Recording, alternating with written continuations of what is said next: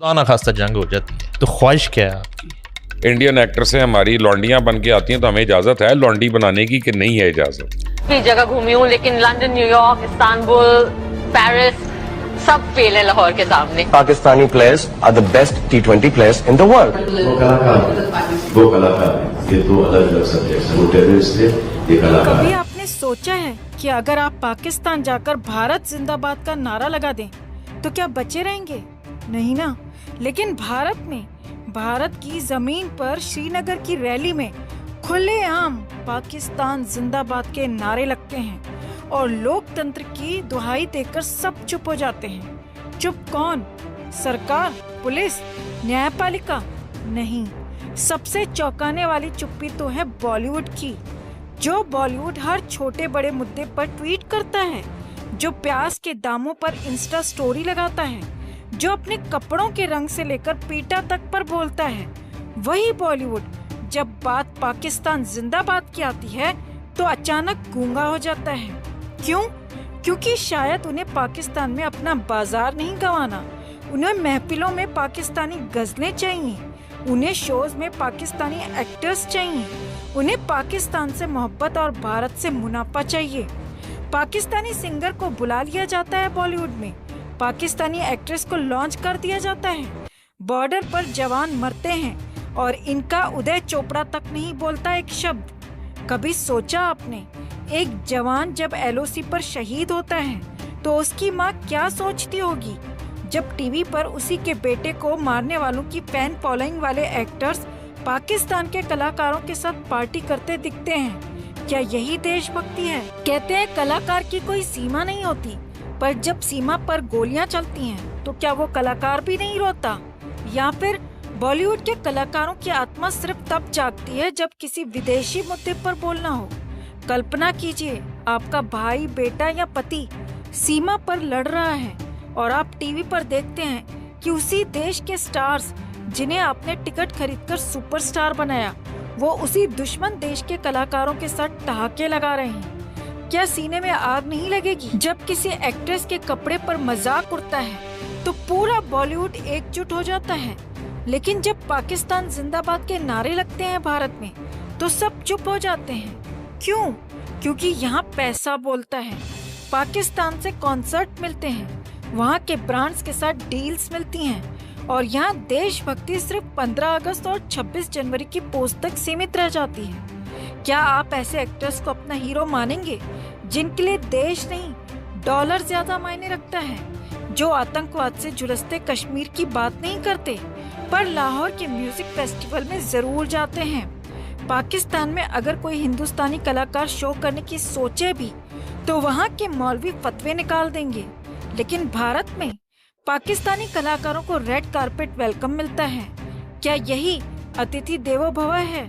क्या आपको याद है जब उरी हमले के बाद कुछ पाक कलाकारों को बैन किया गया था तो कुछ स्टार्स बोले आर्ट हैज नो बाउंड्रीज, पर उन स्टार्स ने कभी ये नहीं कहा कंट्री बिफोर आर्ट। क्यों? क्योंकि ये लोग अपने फिल्मी डायलॉग्स में देशभक्ति बेचते हैं, पर असल जिंदगी में उनके लिए देश सिर्फ एक लोकेशन है जहाँ शूटिंग होती है, जहाँ पैसा आता है। जब पुलवामा हुआ था तो सिर्फ जवान नहीं मरे थे, मर गया था हर उस माँ का सपना जिसने बेटे को तिरंगे में लिपटे हुए देखा। और उसी हफ्ते मुंबई के कुछ सेलेब्स पार्टी में नाचते दिखे, सुपरस्टार्स जो देशभक्ति की फिल्में तो करते हैं पर देश के दर्द में कभी नहीं रोते। कहते हैं पाकिस्तान से लड़ना हमारी सरकार का काम है। बिल्कुल सही, लेकिन जब बॉलीवुड के लोग पाकिस्तान के एजेंडे को सपोर्ट करें तब जवाब देना हमारा काम है। बॉर्डर पर जवान खून बहा रहा है और यहाँ बॉलीवुड उस देश के कलाकारों को प्लेट में परोसकर बुला रहा है जिस देश की बंदूकें हमारे सीने चीर रही हैं। क्या इसे कहते हैं ग्लोबलाइजेशन या फिर देश के घावों पर ग्लैमर का नमक छिड़कना? देशवासी होकर क्या हम इतने बेहिस हो गए हैं कि देश के सम्मान के बदले फिल्मी चेहरों की चमक ज्यादा पसंद आने लगी? क्या हमारे टिकट की कीमत उस दर्द से ज्यादा हो गई जो एक शहीद माँ की आंखों में उतरता है? हमें किसी से नफरत नहीं, पर अपने देश से बेवफाई भी बर्दाश्त नहीं। अगर कोई कलाकार देश को पीछे छोड़ दुश्मन देश के लिए झुकता है तो वो कलाकार नहीं, देश का सौदागर है। तिरंगा सिर्फ हवा में नहीं लहराता, वो दिल में बसता है। और जिस दिन दिल से तिरंगा हट गया, उस दिन समझो देश बिक गया। अब फैसला आपका है। आपके हीरो वो हैं जो देश के लिए खड़े हों, या वो जो नोटों के लिए झुक जाएं। कमेंट में बताएं, क्या ऐसे सेलेब्स को बॉयकॉट करना चाहिए जो पाकिस्तान के एजेंडे को बॉलीवुड में प्रमोट कर रहे हैं? आपका एक एक कमेंट देश के सम्मान की आवाज बन सकता है। तो बोलिए, क्या अब भी चुप रहेंगे? इस वीडियो को देखने से पहले एक सवाल खुद से पूछिए। अगर दुश्मन आपके घर के बाहर खड़ा होकर रात के अंधेरे में आपको डराने लगे तो आप क्या करेंगे? चुप बैठेंगे या उसे उसके घर में घुसकर जवाब देंगे? भारत पाकिस्तान के बीच तनाव चरम पर है और अब दुश्मन खुलकर मैदान में नहीं, छिपकर वार कर रहा है। पाकिस्तान, वो मुल्क जो मैदान में लड़ने की हिम्मत नहीं रखता, अब रात के अंधेरे में कायरों जैसा हमला कर रहा है। ड्रोन हो या मिसाइल, धमाके दिन में नहीं, अंधेरी रात में होते हैं। क्यों? क्योंकि ये लड़ाई नहीं, एक डर फैलाने की कोशिश है, एक साजिश है भारत की जनता के दिलों में खौफ पैदा करने की। पर पाकिस्तान भूल गया है, यह हिंदुस्तान है, यहां डर नहीं, गुस्सा पैदा होता है। रात में हमला करने की चाल क्या है? कम रोशनी, कमजोर सर्वेलेंस, हमला कामयाब करने की चाल। पर क्या यह चाल भारत के S-400 सिस्टम से बच पाएगी? 8-9 मई की रात पाकिस्तान की कई मिसाइलें और ड्रोन हमारी ढाल से टकराकर बिखर गए। हमारी नींद भले टूटी हो, पर पाकिस्तान की नींद उड़ गई। 6 मई भारत का जवाब, ऑपरेशन सिंदूर। एक ही रात में पाकिस्तान और POK के 9 आतंकी ठिकाने तबाह, 31 आतंकी मारे गए।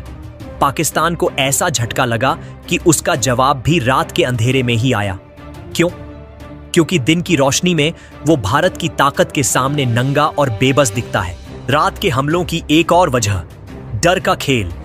जब शहर ब्लैकआउट में डूब जाए, जब नींद में सोता नागरिक बम की आवाज से कांप उठे, तो पाकिस्तान सोचता है कि भारत डर जाएगा। पर भूल गया, यहां डर से नहीं, गुस्से से जवाब दिया जाता है। पाकिस्तान की कुटिल चाल, अंतरराष्ट्रीय मीडिया से बचना। रात को हमला करो ताकि कोई देख न सके, और फिर दिन में मीडिया के सामने आकर हम तो मासूम हैं का झूठा रोना रो। पर अब दुनिया जान चुकी है, पाकिस्तान आतंक की फैक्ट्री है।